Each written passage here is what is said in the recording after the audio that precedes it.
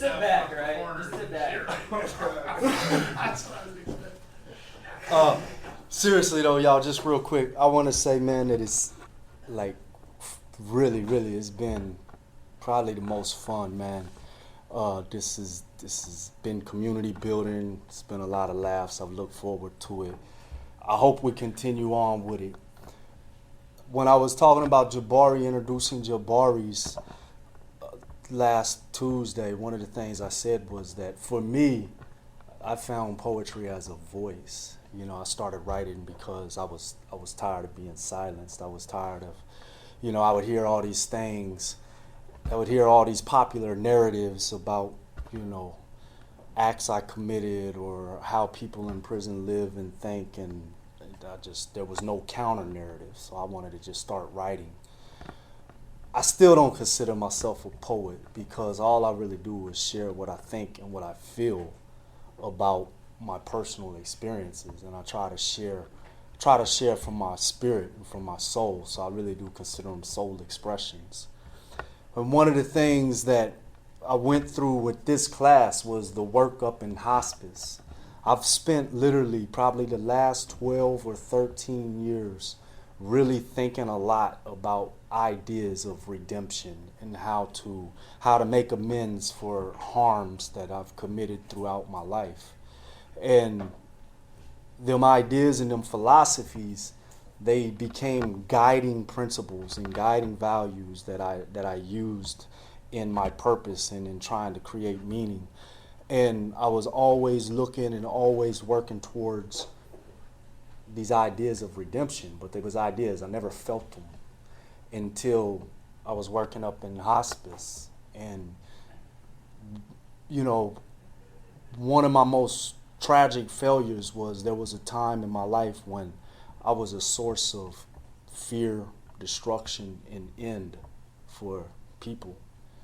And being at a point in my life decades later to where I was again at the end of somebody's life, but I was a source of comfort and joy and love. I felt redemptive.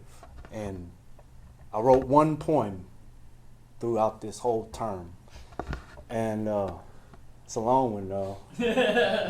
We'll put some numerals in there and break it up, turn it into a chapbook.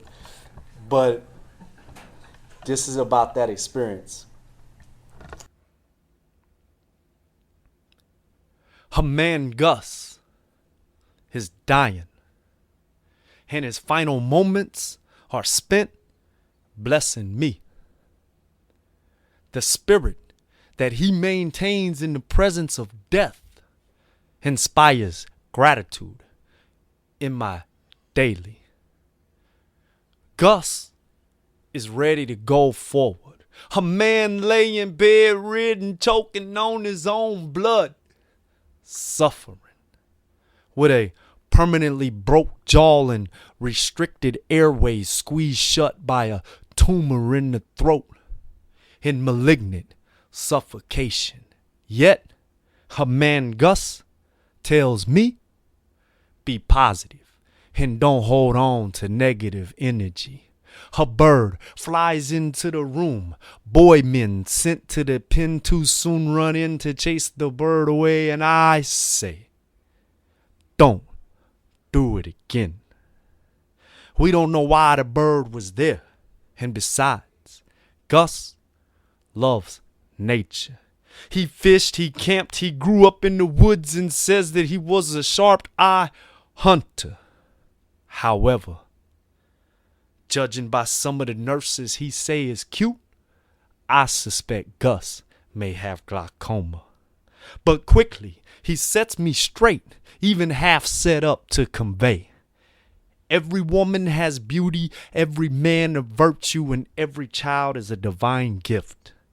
Much of his knowledge is laced with the distinct insight born of trial and tribulation.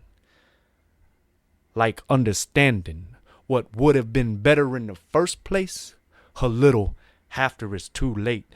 His wisdom evolved over the course of a journey, The treasures, her past insights animate him like fading electricity shared with me in the current, electrifying the present with ideas of future existence. And as I contemplate how to integrate his remembrance into my remainings, suddenly he speaks of having loved his first wife his whole life.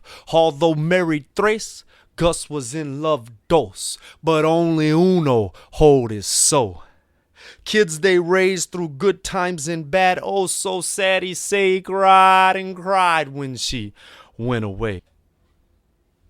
A union drowned in alcohol a decade ago now spoke of with the slurred words of a broke jaw. Her family feud split their bond. On and on he speaks of stories and memories surreally. The fading words of a dying man consist of always and forever.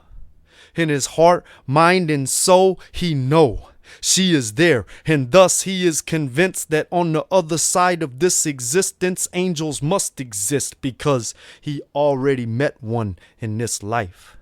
So at night, in his hand he hold tight the last love note she ever wrote, right next to his heart where he remembers her head lay. Amangus say, cherish your loved ones daily, 'cause we never know when it's our time to go. His heartbeat slows, pulse is low. A man laying bedridden, choking on his own blood. He can't breathe. So my hand he squeeze as I sing his favorite Bob Marley. Don't worry about a thing, 'cause every little thing gonna be alright. Last night I discovered my new friend, a man named Gus, died yesterday. I cried as prisoners cry, with unwept tears, because departed friends crack fragile hearts, and spontaneous fist fights express grieving. He died a prisoner's death, laid away isolated from family and friends, with maggots crawling out a hole in his neck. A wound caused by cancer but neglected by overworked nurses.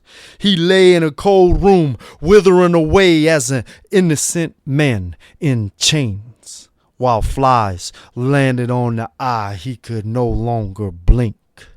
5 days ago the doctors said he was within minutes of death, and within minutes of death he laid for 5 days experiencing agonal breathing.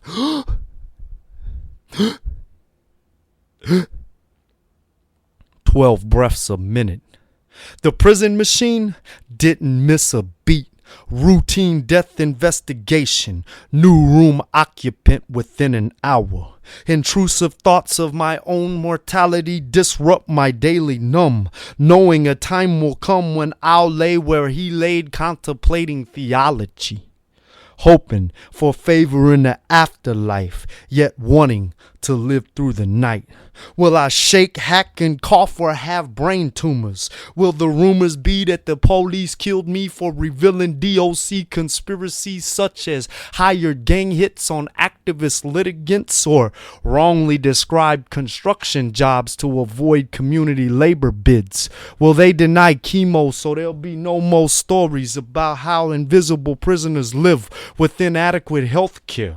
One major medical crisis and we out of here. We voiceless, so our grievances fall on deaf ears, and the courts refuse to hear the torts of condemned men, so we accompany each other to the end. Ashes to ashes, dust to dust, Amangus say, no need to cry, we all gonna die anyway. Watching him die brought life to the forefront of my mind.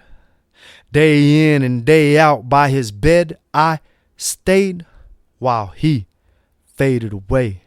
This is poetry, born of the realization that one day it'll be me alone in a prison hospice destiny. This is Grieve the Grave poetry. This is Why Can't Terminally Ill Men Go Free poetry.